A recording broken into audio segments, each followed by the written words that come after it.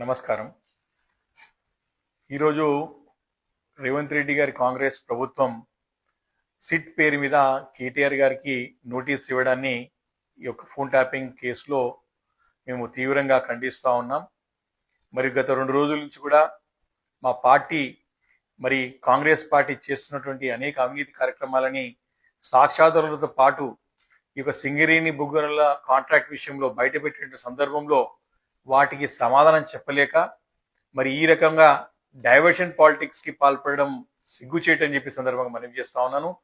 ముఖ్యంగా మున్సిపల్ ఎన్నికలు సమీపిస్తున్న తరుణంలో ప్రజలకి ఏం చేసినామో చెప్పుకోలేక 2 సంవత్సరాలలో ఈ రకమైనటువంటి సిట్ పీరియడ్ నోటీసులు ఇచ్చి ప్రజల దృష్టి మళ్లించడానికి ప్రయత్నం చేస్తున్నారని స్పష్టంగా అర్థమవుతా ఉన్నది.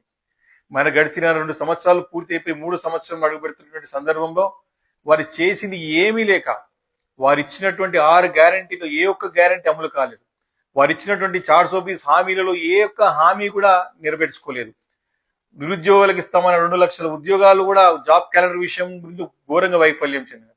ఉద్యోగస్తుల విషయంలో తమ ఇస్తామన్న బాకీ పడ్డ భారీ బకాయిల విషయంలో కూడా సమానం చెప్పలేక ఈ రకంగా ప్రభుత్వం యొక్క పూర్తి వైఫల్యాలని కప్పుపించుకోవడానికి ఈ రకమైనటువంటి డైవర్షన్ పాలిటిక్స్ ని పాటుపడడం బీఆర్ఎస్ పార్టీ తీవ్రంగా ఖండిస్తా ఉన్నది.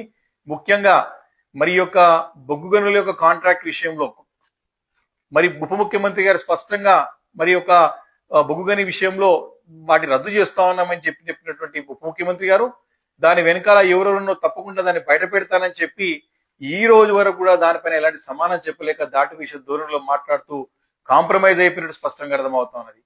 ఈ యొక్క భారీ కుంభకోణం ఏదో సింగరేణి సంబంధించినటువంటి యొక్క కాంట్రాక్ట్ విషయంలో దాదాపు 7 గనుల యొక్క కాంట్రాక్టులు పూర్తిగా కాంగ్రెస్ బీజేపీ నాయకులు కుమ్ముక్కై వారి అనయాలకి అప్పచెప్పుకున్న సంగతి స్పష్టంగా మీ ఆధారాలతో బయటపెట్టాం.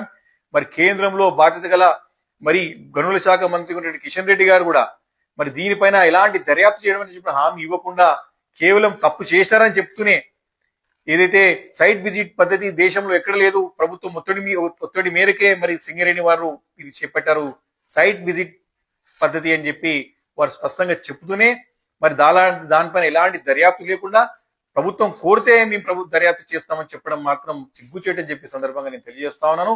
వీళ్ళ పూర్తిగా కాంగ్రెస్ బీజేపీ పార్టీలు కుమ్ముక్కై ఈ కుంభకోణాన్ని బయటికి రాకుండా జాగ్రత్త పడుతున్నట్టు స్పష్టంగా అర్థమవుతోంది. దీన్ని పదే పదే ప్రశ్నిస్తా ఉన్న ప్రజల నుంచి పెద్ద ఎత్తున తిరుగుబాటు వస్తున్న తరుణంలో ఈ యొక్క విషయాన్ని దృష్టి మళ్లించడానికి ఈ యొక్క ప్రభుత్వం చేస్తున్న ప్రయత్నం అని స్పష్టంగా తెలియజేస్తా ఉన్నాము. ఇలాంటి నోటీసులకి ఇలాంటి దానికి ఎప్పుడు భయపడే ప్రసక్తే లేదు. ఇప్పటికీ దాదాపు